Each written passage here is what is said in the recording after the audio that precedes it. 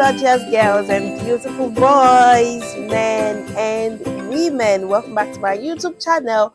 And if you are just joining us, you are welcome in the name of the Lord. Let me sing for you. You are welcome in the name of the Lord. We can see all over you the glory of the Lord. You are all right, so if you are just joining us, welcome and thank you for stopping by.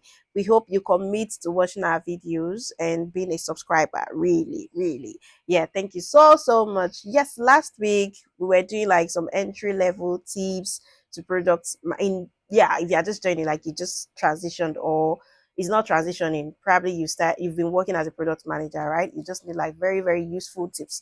So we talk about your first one-on-ones with each team member, or let's say group of having meetings with the department in your organization, right? So let's say engineering, sales, and all of those people, what you need to do. So the video was posted last week, so you can go back and watch the video. All right. So yes, this week I decided that I'm going to talk about something that most product managers actually assume it's not their business. Actually, it may not be your business, but to an extent it is still your business. Okay, now let me, before I even go into it, we are going to be talking about pricing and monetization strategy for product managers. Okay, so let me go back to what I said earlier. The reason why some product managers actually assume that this is not their business is because um the final decision maker may not be you. It might actually be probably like the department or the MDC of the company that will determine that, or the sales team that will determine that, okay, this is the amount we are going to sell this product for. So what I'm trying to say is that sometimes in that conversation, you may be called upon to say, okay, this product that you've built, how much do you think it is worth? So let's talk about you going for interview, right? You know how much you are worth. So probably when they posted the interview online or something, you've seen the amount they are going to pay. If you see the amount and you feel like this is way lesser than what you are currently on, you will not apply to the job, right? Except if there are other perks that you feel like, okay, you can let go and just take a very lesser salary. Do you get?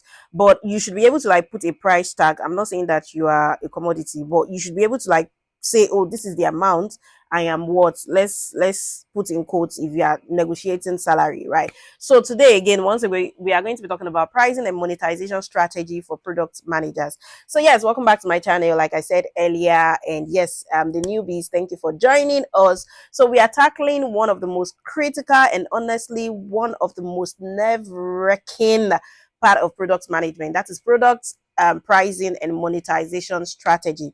Because here's the thing, right? You can build the most amazing products in the world, but if you can't figure out how to make money from it, you are just running a very expensive hobby. So what are we going to do today? We are going to fix it. We are going to fix it. So by the end of this video, you will understand the core pricing models, how to choose the right one for your product, and the frameworks top product managers use to optimize revenue. So let's get into it. Why pricing matters. So we are talking about pricing. Why should I do pricing? In fact, I don't even know how to negotiate. I am this type of person that I would rather go to a supermarket where I feel like it is organized chaos than going to local markets and start saying, oh, you cannot sell it for 20 naira, and the seller will say, the seller will say, oh, it's 50 naira. They will start doing that back and forth. I don't know how to do it, so I'd rather go to a supermarket where I can see the price tag, and if I can afford it, I'll pay, and if I cannot, I go back to my house. Do you understand? So the thing is, the mind-blowing start for you is 1% improvement in pricing can lead to an 100% increase in profits. Just 1% improvement in your pricing can lead to that amount, that percentage. You get like 11% increase in profit for your organization. In fact, at the end of the year, when they are doing profit sharing or something like this, your name will be the first name out of every other person. They will pick you and say, all ye faithful servants, welcome into the joy of the Lord. They will invite you to come into that abode. Do you get? So that's right. Pricing is the most powerful profit lever you have. It is the most powerful pricing lever you have. So it is actually way more impactful than cutting cost or increasing volume. You want to cut cost. Why? You want to increase volume. Is there a market for you to increase volume? Who is asking for more? So here is where it gets tricky. Pricing is not just about covering your cost and adding a markup. It's psychology. It is psychology. You have to be very, very careful. It is strategy, and it is about understanding value. So you cannot just decide today that, you know what, I'm increasing my price or I want to reduce my price. It's not even about increasing, it's about doing both. So think about it. Charge too little and you are leaving money on the table. Or worse, people think your product is low quality. You know, there are some type of people that when you put a new product out and you reduce the price, probably they've been using something similar, and they look at the price and they're like, ah, it is 1,000 lesser than what we've been using. They will assume that that product is not high quality, and probably the price is that way because it is cheap. I mean, the quality is cheap. That's why the price is also reduced. But they don't know that you just want to enter the market and carry everybody. Oh Lord. So yes, people think your product is low quality. So you need to charge. If you charge too much, right? Now, this is it. So we are talking about charging too little, right? Now we are talking about if you charge too much, you scare away potential customers. As much as I like buying things, I actually like buying things a lot. But me, I will compare and contrast. Oh, is this one, what's it if this price is 10,000 naira and this one is 9,000 naira? What's the difference between the two? What's going to, in fact, I will have my delivery fee to it, and now say, okay, this is the total amount I'm going to pay for this. What's the total amount? See, if it is too much, I'll find it somewhere else. And I'm very sure that that place that I'll find it is still the same quality. So please don't chase me away from your product, right? So don't scare away potential customers. It is Goldilocks problem, like, and you need to get it just right. It is psychology again. I'm going to repeat this. It is actually psychological. You you don't know which one will work. You don't know if it is increasing or if it is reducing your price that will work. So as a product manager, right, pricing is one of your superpowers. You are not just deciding what to build, you are deciding how much this thing that I've built, how much is it? This e-commerce application, how much do I think I should charge people for it? And that is where it gets exciting. So now the second part is the three pricing foundations. So I was able to come up with like three pricing foundations. So before we jump into specific models, let's talk about the three foundation of pricing. Think of this as your pricing pillars. Now, the first one is cost-based pricing. Cost-based pricing. I'm going to explain all of this. This is the simplest approach. Cost-based, like it's the simplest approach. You need to calculate what it costs you to make the product, then add a margin. That is what cost-based is. So, for example, if your software cost, I'm going to be using dollar because it feels like what all of us can actually quickly, you can convert it to your own country currency, but let's just use dollar, right? So if your software costs $10 per user to run, $10 per user to run, and you want a 70% margin, a 70% margin, right? What you are going to do is you are going to charge around $33 per user because of that markup, right? Now the problem is this approach, it completely ignores what customers are willing to pay. You do not even do survey. You just look at, okay, it's because of the software that I used to build this application. Okay, let me up my price.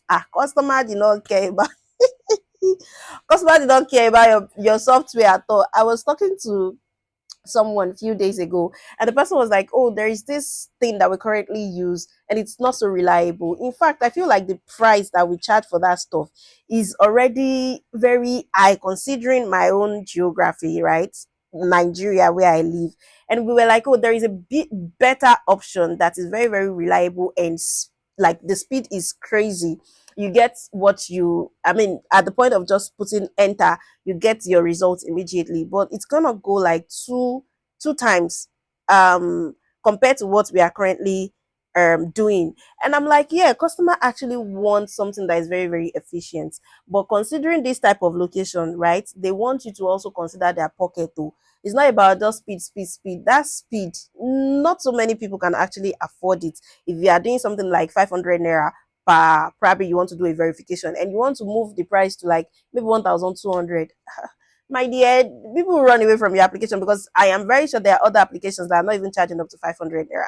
Do you get me? So what we are trying to say is that this completely ignores what customers are willing to pay. You might be undercharging massively, right? Cost-based pricing is good for understanding your flow, the minimum you need to charge, but it shouldn't be your only strategy. Now, the second one is competitor based pricing. This one is so simple. So many people do it. They will tell you that they are doing market analysis, competitive research, and all of that, right? So it's just the same competitor based pricing. So what you do here is you look at what competitors are charging and position yourself relative to them.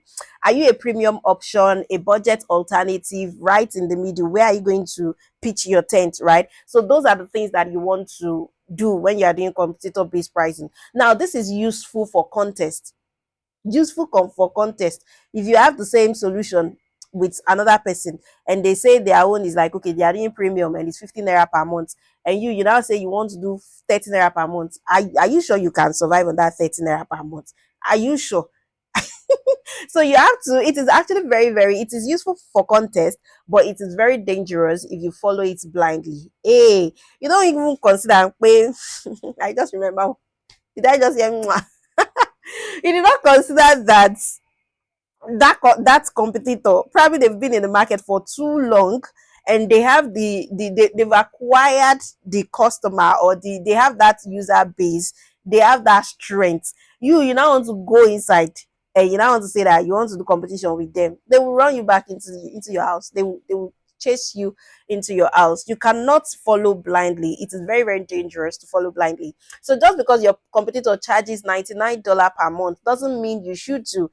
Maybe they are leaving money on the table. Maybe their product is completely different from yours. You may have the same solution, but sometimes it's just a tiny thing that would distinguish A from B. And maybe that is what customers are paying for. You see that tiny thing that has given them that edge. Customers may not mind. They might decide to pay for it. And you don't even have that thing. You want to start doing competitor. Okay. Now, the third one is value based pricing. And this is actually the golden one. And what you do here is that you price based on the value you deliver to customers. So if your product saves a company 100,000 a year, $100,000 a year, you can justify charging 30,000 monthly annually, because 30,000 annually, because they are still getting massive ROI. Do you understand me? So if it is value based, you can charge, you can say, oh, for this thing that I'm providing, you should pay for it. I mean, this product is worth this. You're enjoying it. We can see it in your yearly financial reports that the solution that we've given to you is actually generating this amount of ROI for you. So do you understand me? So it is value based. Now, the value based pricing requires deep customer understanding. You need to know, what problem are we solving? How much is that problem costing them? And what's the impact of our solution? So the best product managers use all three foundations. Understanding your cost, you need to understand the cost. You need to know your competitive advantage or your competitive landscape, and ultimately price based on value. So you have to make use of the three. You won't just say, okay, I will just do competitor based, or I will just do this one, or I will just do this. So you have to do all of those three. Now, the third part is common monetization models. Let's get into the fun stuff, right? The actual monetization models you can use. I'm not going to say this one is the best one to use, but you can just look at them and see, okay, this is the type of products I'm building, and this is what I feel like I can use for my products, right? So I'm going to break down the most common ones with real example. The first one, we know this, people like me, we like free things. Freemium, we're talking about freemium. So this is where you offer a free basic version and charge for premium features. You think Spotify, you think Notion, or even LinkedIn. Now, the pros is that the pros are, one, there are low barrier to entry. It is actually great for virality, and it lets users experience value before paying.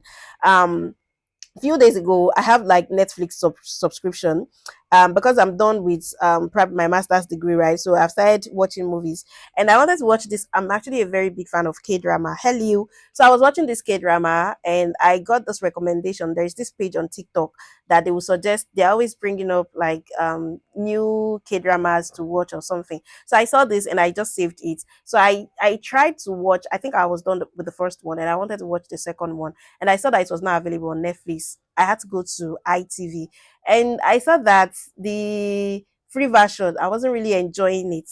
But don't let me tell you what I did. So yes, that is what free version is. Sometimes you may not get access to all of the packages, right? They will just give you one that will frustrate you. Maybe you like free things, and they will give you the one that will make you to want to say, you know what, I'm going to do premium. I'm going to act as the rich person that I am, right? Now, the cons are conversion rates are typically low, often 2 to 4%. You need massive scale. You need massive scale. And you have to be really disciplined about what goes in free versus paid. That thing can be very, very confusing.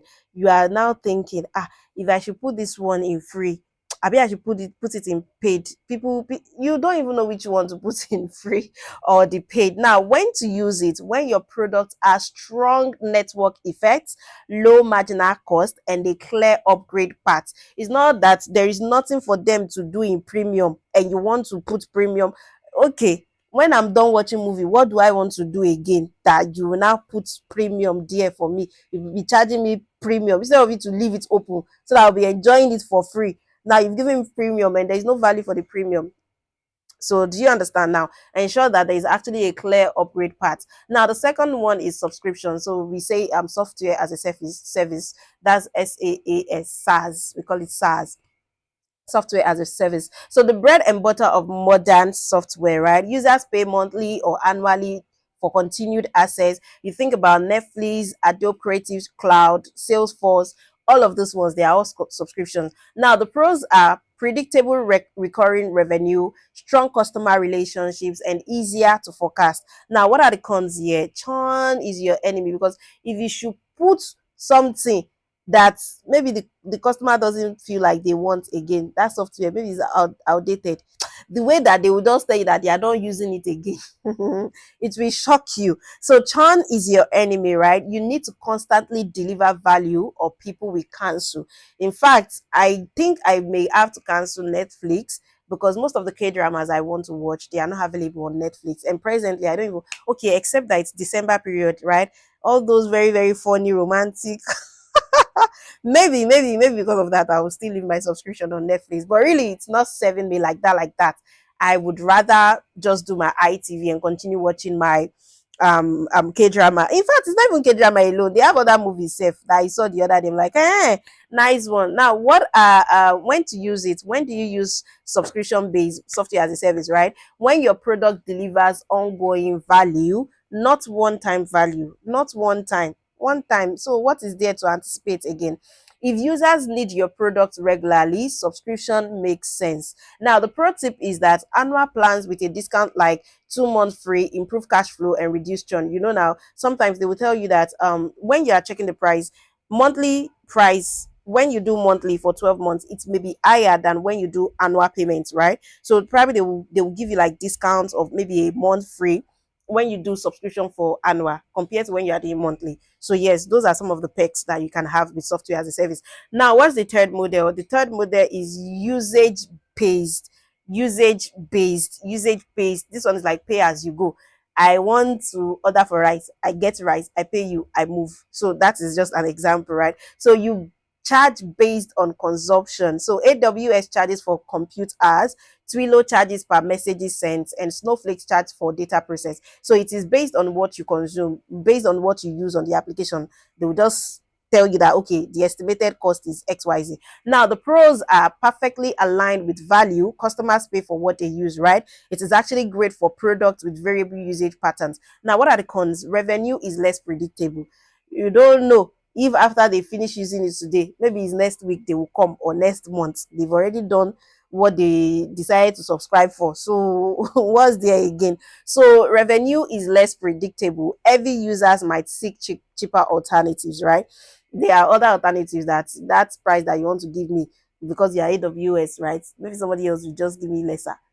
I like AWS so that when I submit the application tomorrow, they will not say, you said that we are too expensive, right? But I'm just trying to like compare. Do you get? So when do you use it? When usage varies dramatically between customers and when measurement is straightforward, like you can measure that this is just what they are going to do here, this is what they want to use it for, that is it. So now the fourth one is tiered pricing. This one is where me I like very very well because I don't have plenty money like that, so just let me select the one that fits size that I think this is too big, whatever size fits all. How do you people say it, right? So you offer multiple packages at different price points. You offer multiple packages at different points. So we have the basic for people like us. We can do basic. We sometimes we do bigger. We do pro. after like 1 month we go back to basics, right? As we see, is the Lord's doing is marvelous on our side. Please don't insult us. So you can do basics, basic subscription, you can do pro, you can do enterprise, you can do like that. So you think about Mailchimp, you think about Slack or Dropbox. So those ones are like tiered pricing. Now, what are the pros? The pros, one, captures different customer segments. Yes, that is where I am. It captures my segment very, very well. I don't have money. So let me do the small one that I can do, right? Provides a clear upgrade path. Like I was talking about ITV, right? I saw that when I was using the free version, right? Every for 5 minutes or so, there is always an ad. I mean, I don't like it. The K drama is getting interesting, and you just want to plug that ad there. Never. So I had to upgrade to the premium version. So yeah, I'm not a big girl. I use premium for ITV. I use premium for Canva. I use premium for what other products? No, Netflix is not premium now. It's just I think there is premium. There is one, I think 4K. If you want your screen to be 4K or something. So I use that. I'm a rich person in Jesus' name. I have money. So yeah, when there is a when there is a clear upgrade path, the middle tier often becomes your Goldilocks option. Do you get? Now, what are the cons? Too many tiers confuse people. Sometimes, most times, right? I've seen products that you cannot even differentiate between premium and basic. Probably just one tiny difference like that, and it's something that I can do away with, right? So it's not really worth it, and the price for the premium will be so high, and I'm looking at it like I don't even need it, bro. So yes, the too many tiers sometimes it confuse someone like me, because give me value. You want to drop my coins, you got to provide value for me. You need to clearly differentiate the value at each level. Some of you do not know how to differentiate. You just put price there, premium, basic. Okay, so now when do you use it? When you have distinct customer segments with different needs and budgets. Budgets, yeah, that is where I am. My budget, you have to consider it. Now, what's the fifth model? The fifth model is transaction based. That is the fifth model. You take a cut of each transaction. Stripe charges like 2.9% to 3.30 thereabouts per transaction, right? And Airbnb takes a service fee from booking, so you can look at that one, transaction based. Okay, this is how we are going to get our own money. This is where we are getting value from this particular product. So what are the pros? Revenue scales with customer success. If I enjoyed that product, I'm going to recommend so many other people to come and use that product. Do you understand me? So low upfront barrier. Those are like the pros. Now, what are the cons? Success is tied to transaction volume. If you're like the other day, that was it, Cloudflare or something that crashed. All right, success is tied to transaction volume. Can create tension if customer feels the cut is too high. If you are charging me too much, because you have a very popular brand, I'm going to leave you and go and do a free ambassadorship for one company that is just growing. I don't get. So what's the sixth model, right? The sixth model is hybrid models, and here is where it gets really interesting. So you can combine models. Shopify charges like a monthly subscription, plus transaction fees and all of that. So it's like actually hybrid monetization for Shopify. So you can do monthly subscription, and I think they also have like transaction fees or something. So you can always do like hybrid, but the key is making sure your model aligns with how customer gets value from your product. The core thing there is customer getting value. It's not about you just putting pricing and all of that. Customer must get value. So how do you choose this model? The first thing you should do is understand your value metric. What are customers actually paying for? Is it per user, per feature? Is it per gigabyte? Is it per transaction? Your pricing should map to how customer perceive value. Now, for example, Slack charges per active user because the value grows with team size, right? Snowflake charges for data process because it's the core value they deliver. Now, the second step is know your customer segments. Know your customer segment. Know those of us that can pay, and know those of us that is only free that that we want. So if you have like a small startups and large enterprise, right? They have different budgets and needs. So tiered pricing might work well. So for startups that we are just small, for bigger enterprise, you can do tier. Okay, for enterprise, there is also team like that. Do you get me? Like I think Jira, so you can do something like that. Do you have prosumers? So prosumer is consumer. Pro is like people that would do premium subscription. Consumer is just like a word. Prosumer, like people that will pay for it. So do you have prosumers? We use it heavily versus casual users. I feel like I fall. I don't even know where I belong, but I shall know that I do whatever way. Depends on value, really. So usage based or freemium could work. Do you understand me? Now, the third one is consider your competitive position. Because I said that you should not go and choke your neck because your competitors are doing something, but you should actually consider your competitive position. You should do like a big, robust analysis of your competitor. So, are you entering a crowded market? Maybe start lower to gain share. Are you a premium differentiated product? What can you do? You can charge more. If you are doing premium and your competitor is not doing premium, you must provide value for that premium that you want to charge, right? So that is what you should think about. Consider your competitive position. Now, the fourth one is think about your business model. There is always a business model before you go into it, right? You need to think about your business model. Do you need cash upfront to fund development? Annual subscription help? So can you afford to wait for revenue? Freemium, you can do freemium. If you have to wait for revenue, you can just do freemium, get all the data, then from there you can start chipping small things into your customers faces, right? Now the fifth one is test, and also like always iterate, test, iterate, test, iterate, test, iterate. So here's the secret: pricing is not set in stone. In fact, you can do $50 this month, and in the next 6 months, you might just do like, oh, we like you people, we are going to do 45. Do you get? It is not set in stone. The best companies regularly experiment with pricing, A/B test different price points, survey customers about willingness to pay, and also adjust based on data. I'm always saying this: you should actually make decisions based on data. So, what are some advanced strategies and tactics? One, anchoring. Show a higher price option first to make other options seem more reasonable. So if you show a 999 dollar per month enterprise plan first, suddenly 99 per month seems like a steal. Do you get me? Do you understand it? So you can do anchoring, you can do decoy pricing, add a deliberately less attractive option to make your target option look better. So if you have basic at 50 at $10, right, and premium at $30, you can add a pro plan at $25. Do you see that wicked smile? Yes, you can add a pro plan at $25. That's only slightly better than basic. Suddenly, premium looks like the smart choice, right? You want to go and do premium. So, psychological pricing, you know, I mentioned it earlier. $99 feels way cheaper than $100, right? Even though it's only $1 difference. But use this to your advantage, but don't be cheesy about it. You have to be very, very careful when you are doing psychological pricing. Grandfathering, what you do here is when you raise prices, let existing customers keep their old rates. I think this happened with CapCut, right? So I got this update that they were going to increase the price. This was like months ago, but I could keep my old premium rates if I do not change my card.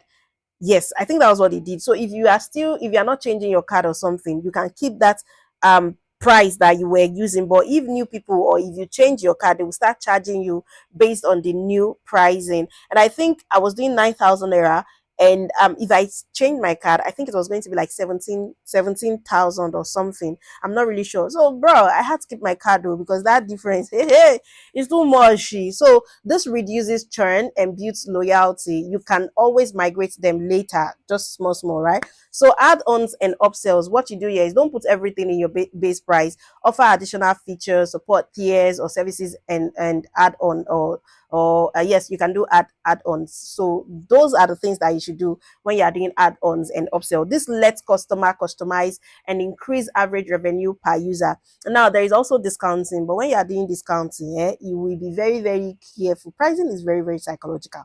You have to be very careful. When you are doing discounting, you have to be very discounts can be powerful for closing deals or driving urgency. So, but they are very, very dangerous. Very, very dangerous. Train customers to wait for discounts and you've devalued your product. Use sparingly and strategically, like annual plan discounts or first month offers like that. In fact, let me even explain this, right? You know, there was there was something that happened few weeks ago. I was waiting for Black Friday sales, right? And the truth is that there is actually this vendor that I know. I now know when she's always doing a discount sales. I can tell that this person will do like 4 discount sales in the year. So if I need to buy something, it's not like everyday item that I use. If I want to buy something, I will hold on to when she's doing a discount sale before I buy from her. She's always doing this. Well, even if it is not, even if, but there is actually difference in the pricing if it's regular and when it is discounted. I can see it, even if she's the one that is doing it herself. But that's what I'm trying to say. When you are doing discount, people will say it, those hold on, don't buy yet. They are going to do discounts. They are going to do discounts. So all the money that you are meant to make, they will push it to your discount. And probably if you are still going to make profits, of course you are going to make profits. Now, how do you measure success? So how do you know if your pricing is working? What do? You track these metrics. The first one, I've explained this in previous videos: average revenue per user. How much does each customer generate? Track this over time and by segment. Now, the second one is customer lifetime value, LTV. The third one is, I've explained this, so I'm just going to like rush through it. The third one is customer acquisition cost, like how much it costs to acquire a customer. You want LTV to be at least 3 times your CAC, right? Now, the fourth one is conversion rate. What percentage of free users upgrade? What percentage of trial users convert? So the fifth one is price elasticity. If you raise prices by 10%, what happens to demand? Some products are elastic, that is demand drops, and others are inelastic, that is demand barely changes. So you should be able to like watch out for all of those metrics. But you need to run pricing experiments, you need to survey customers. You tools like there is actually one tool like that. Probably I'll just put a picture of Van, something, some price sensitivity meter to understand willingness to pay. So I think it's Van Western drop or Dops. I think it's Van Western Dops price sensitivity meter. You can use that one to like understand willingness to pay. And remember, if no one complains when you raise prices, it could be that you probably did not raise their, their money enough. Raise them, you know, when they say raise them, try to raise it off the roof, right? So if no one complains when you raise prices, probably you did not raise the price enough. But I'm not saying that you're not gonna raise it above. What? It's you that will know. So what are some of the mistakes that you need to avoid? Pricing too low out of fear. No, don't worry now. We don't make mistakes. Do it. Do it afraid. So pricing too low out of fear. Many product managers actually underprice because they are afraid of rejection. But cheap pricing attracts the wrong customers. Bargain hunters who churn quickly. Price for your value. Like I said, always price for what your product is worth. The second one is not having a clear upgrade path. Okay, there is nothing valuable with your premium offering, and you want people to pay for it. Nobody's going to pay for it. Even if they make that mistake to pay for it, the next month they will not do it, and that's churn rate. Now the third one is copying competitors blindly. We've said this thing: don't do it, don't do it, don't do it, don't do it, don't do it. There's one thing like don't do it, don't. All right, so don't do it. Copying competitors blindly. Your products, cost, and customer base are different. Use competitors as reference points, not your gospel, please. Now, the fourth one is making pricing too complicated. If customers can't understand your pricing in 30 seconds, it is too complex. So simplicity converts. That is what you need to understand. Now, the fifth one is never revisiting pricing. Why now?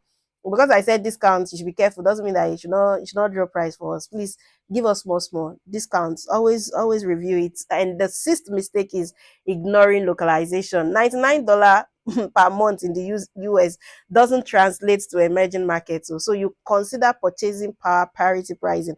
In Nigeria now, you know that you want to increase subscription. In fact, I know that on LinkedIn, if you're in Nigeria, I feel like the pricing is lesser than somebody that is outside of Nigeria. I think it's higher.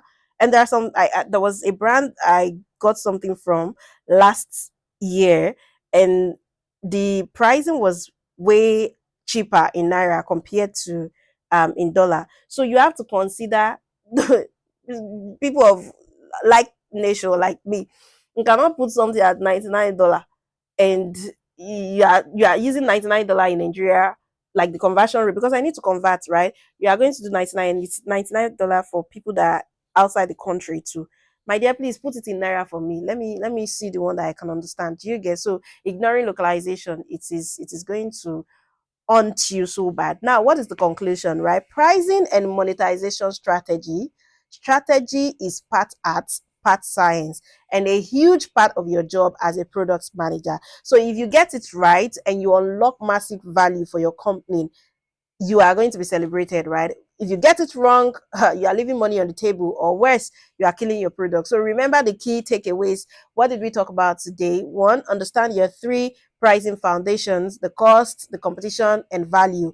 Choose a monetization model that aligns with how customers get value. Test, iterate, and don't be afraid to experiment. Don't be afraid to experiment, right? Track the right metrics and adjust based on data. Avoid common mistakes like underpricing or overcomplicating your pricing structure. People will just be like, you know what, let me go to this one that they can explain what I am paying for in 30 seconds. Pricing is not something you set once and you forget. It's an ongoing optimization problem, and that's what makes it so interesting. Pricing is very, very interesting. And we've come to the end of the video this week. So if this video helped you understand pricing better, you know what we do here? Smash that like button and subscribe for more product manager content every week. More products manager or management content every week. Just subscribe, like, drop a comment below. What pricing model does your product use, and what challenges are you facing currently? Do you know how to add pricing to your product, or you feel like sometimes some organization, it's not even your product manager that will do it, it's like sales, they will just reach out to the technical team. How much is the cloud that we are putting our products, the cloud where birds are, how much is it costing us? And they will think, sometimes you don't need to even get involved, but most times you may actually get involved. So I read every comment and love learning from this community. So you can just drop a comment for me. And what else? Subscribe, like, share, and which one again? Subscribe, like, share, drop a comment. I think those are the four things, right? I know. And yeah, thank you for watching. I'll see you in the next one. Keep building, keep learning, and remember, charge what you are worth. Charge what you are worth. I'll see you next week. Love you. Bye.